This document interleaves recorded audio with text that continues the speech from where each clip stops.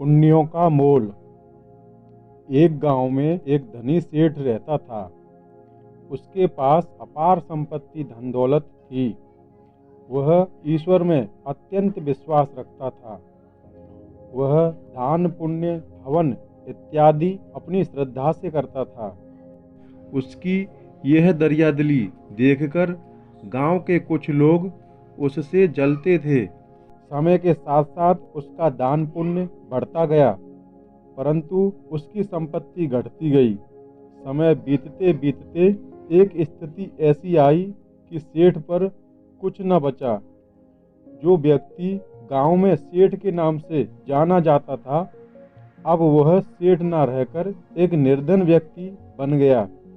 अब उस पर खाने के लिए भोजन भी पर्याप्त नहीं था। एक दिन वह गांव में साहूकार के पास धन मांगने गया, तो साहूकार ने दान पुण्य का ताना देकर सेठ को लज्जित कर दिया। सेठ, जो अब निर्धन था, वह अपने घर वापस आया। रास्ते में वह आ रहा था, तब उसे पता चला कि पास के गांव में एक मुंशी जी रहते हैं। वह अन्य व्यक्तियों के पुण्य खरीदते हैं। जब उसने अपनी पत्नी को यह बताया, तो पत्नी ने कहा कि आप मुंशी जी के पास जाएं और अपने कुछ पुण्य बेचकर धन ले आएं। सेठ के मन को पुण्य बेचने का विचार गलत लगा, परंतु पत्नी के बार बार कहने पर वह पुण्य बेचने को तैयार हो गया। पत्नी ने उसे रास्ते में खाने के लिए 4 रोटी तैयार करके दी। सेठ अपने रास्ते चल दिया। वह एक जंगल से गुजर रहा था, तो गांव पास होने के कारण उसके मन में विचार आया कि कुछ समय रुककर भोजन किया जाए। वह विश्राम करने बैठ गया। जब उसने भोजन करने को रोटी निकाली, तो एक लोमड़ी हाँफती हुई सेठ के समक्ष आई। सेठ को आभास हुआ, तो उसने एक रोटी लोमड़ी को खाने के लिए दी। लोमड़ी ने झपट कर एक पल में वह रोटी चट कर ली, परंतु लोमड़ी को अब भी भूख लग रही थी। सेठ ने एक एक करके सारी रोटियां लोमड़ी को खाने को दे दी। सेठ के पास अब खाने को कुछ नहीं था। लोमड़ी रोटियां खाकर वहां से चली गई। सेठ ने अपना रास्ता देखा और मुंशी जी के पास चल दिया। जब वह मुंशी जी के यहाँ पहुँचे, तो मुंशी जी ने कहा कि आप संध्या में आना।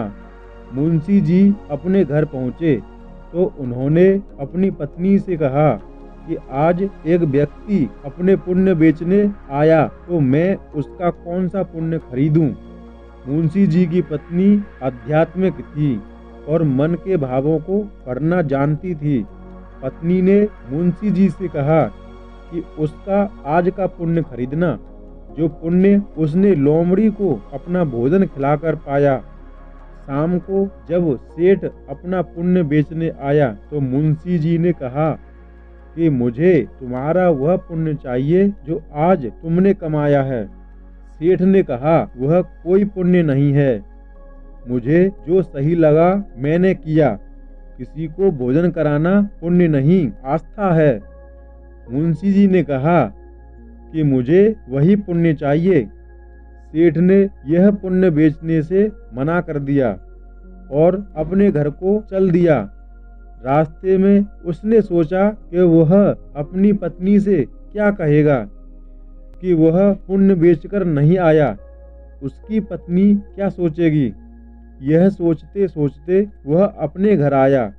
घर आते ही उसकी पत्नी ने कहा कि कितना धन लाए पुण्य बेचकर।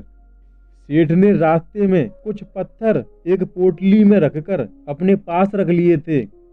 वह उसने अपनी पत्नी की झोली में डाल दिए। सेठ ने कहा कि इसे अभी न खोलना, मैं कुछ काम से बाहर जा रहा हूँ। ये कहकर वह चला गया। वह रास्ते में सोचने लगा कि मैं कैसे अपनी पत्नी से सत्य कहूँ।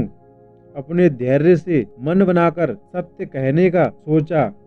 जब वह घर गया, तो उसको पता लगा कि उसकी पत्नी ने पोटली खोल ली। उसकी पत्नी ने कहा कि आप कितने पुण्य बेचकर आए हैं। पोटली में इतना स्वर्ण हीरे आदि हैं। सेठ को जानकर आश्चर्य हुआ कि यह स्वर्ण आदि कहाँ से आया।